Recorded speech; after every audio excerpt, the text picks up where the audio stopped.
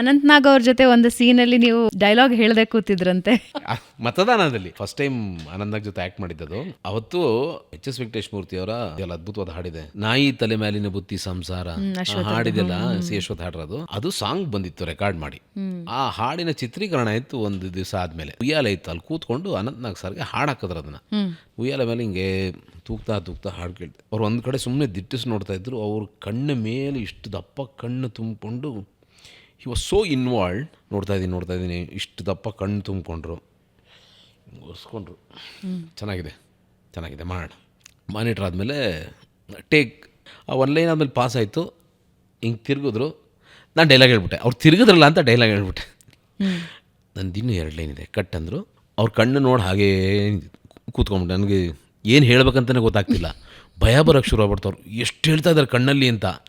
ಇನ್ನೂ ಹೇಳ್ತಾರೆ ಅಂತ. ಆಮೇಲೆ ಅವ್ರ ಕಟ್ಟೆ ಈಗ ನೀನು ಡೈಲಾಗ್ ಹೇಳ್ಬೇಕಣಯ್ಯ ತಪ್ಪ ಇದ್ರು.